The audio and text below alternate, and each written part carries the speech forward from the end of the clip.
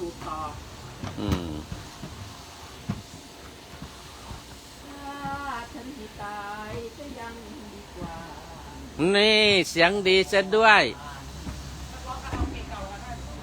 คาราโอเกะเก่าเหรอโอ้โหดูทรงเหมือนเมาแต่ไม่เคยกินเหล้าเมาได้ทุกวันนอนน้อยไม่เมาก็ฆ่าได้นะไม่เมาทำเป็นเมาได้ไม่เมาก็ทำเป็นเมาได้นึกถึงไปคุกเนาะเราไม่ได้จับนานแล้วเนาะเอาไหมเอาสักรอบไปคุกโคตรสนุกเลยเนาะพูดถึงชวนพี่จ๋าได้ใครหลงไหลเยพรจะไปข้างหลังเนี่ยหลังงานงานวัดงานมงคลเพลงที่เด็ดมีอะไรบ้างพระพรเพลงที่เด็ด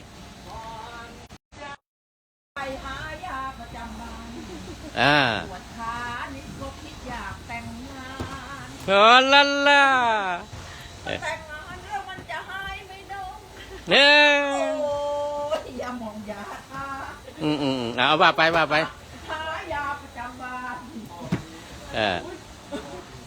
ได้เนี่ยจบแล้ว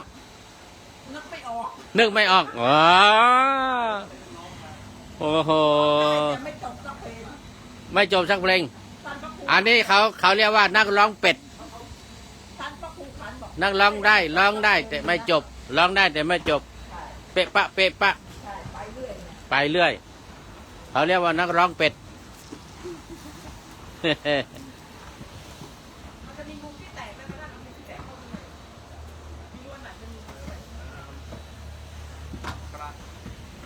นี่ก็กำลัง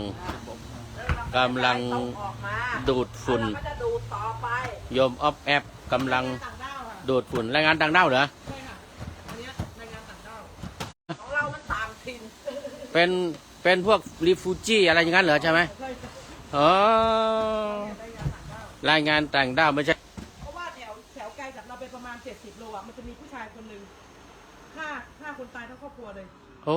ตอนนี้ข่าวว่าเราตามได้อยู่ยังหาตัวไม่เจอในเยอรมันเนี่ยไม่ไกลจากเราอันเคียเชนนะหมู่บ้านแถวอันเคียเชนนะอันเคียเชนห่างจากเราไปประมาณสัก70ประมาณสักโรคจิตเหรอเป็นคนในหมู่บ้านทะเลาะกันหรือน่าจะเป็นโรคจิตฆ่าพ่อฆ่าแม่ฆ่าลูกเราโอ้หรือบางทีก็ยาไม่ปาดคอเลยมันได้ยินเสียงมันไม่ใช่มันสูบยามันไม่รู้มันแต่ว่ามันเป็นคนในหมู่บ้านเขาตามตัวอยู่ท่านต้องระวังนะถ้ากลางคืนมีคนมากดกิ่งอย่าเปิดห้ามเปิดถ้าเป็นญาติโยมก็จะโทรมาถ้าเป็นญาติโยมจะได้บอกญาติโยมทุกคนถ้าจะมาหาพระเนี่ยให้โทรเข้า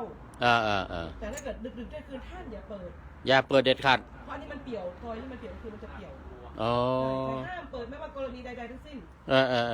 แต่รับโทรศัพท์อย่างเดียวถ้าญาติโยมจะมาเขาจะโทรศัพท์มาโอ้ขอบคุณมากอันตรายอตรอันตรายอตร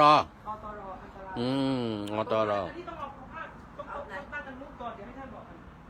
ต้องตั้งกันนุ่งโอ้อตรอันตรายมากอันนี้เป็นประธานกฐินปี67นี่เองเนี่ย2567ปีที่ผ่านมานี้เนี่ยอ๋อคุณโยมอะไรเนี่ยคุณพ่อสมพงษ์คุณแม่สมจิตโยมน้ำที่มาวันนั้นโยมน้ำที่อยู่บ้านหมู่ล้วนเจริญอ๋อโยมน้ำวันนั้นเหรอโยมน้ำแม่น้องพิงกี้ค่ะ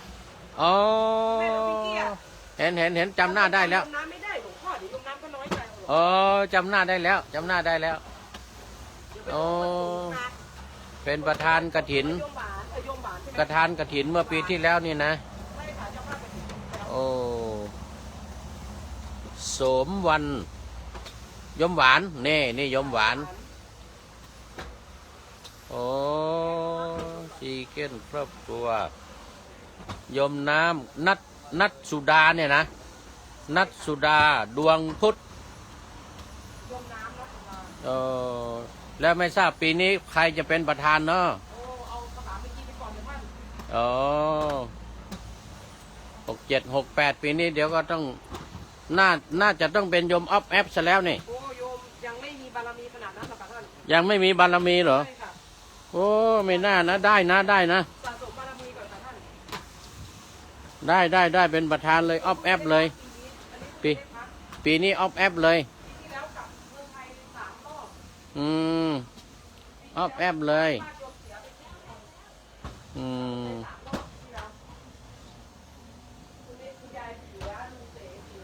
ตอนนี้กำลังเตรียมงานสงกรานต์ประจำปี 2568 ที่วัดพระธาตุดอยสุเทพ เยอรมัน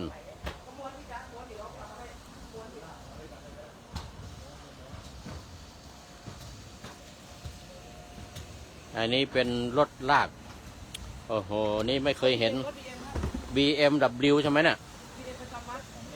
โอ้ยังไม่เคยเห็นเลยนะเนี่ย ก็ประจำตำแหน่งท่านอ่ะ โอ้โห เดี๋ยววันสงกรานต์ก็จะเอาท่านนั่งแล้วก็แห่ โอ้โหอย่างนั้นเลยนะ เอาหลวงพ่อนั่งแล้วก็แห่รอบพระธาตุเนี่ย อืมโอ้โห แสงแดด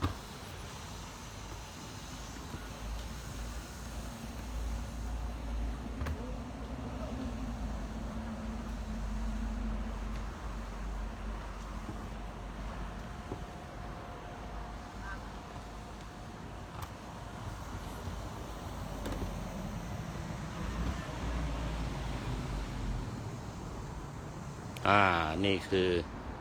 บริเวณวัด บริเวณจัดงาน ยังไม่สวยงาม มาแล้ว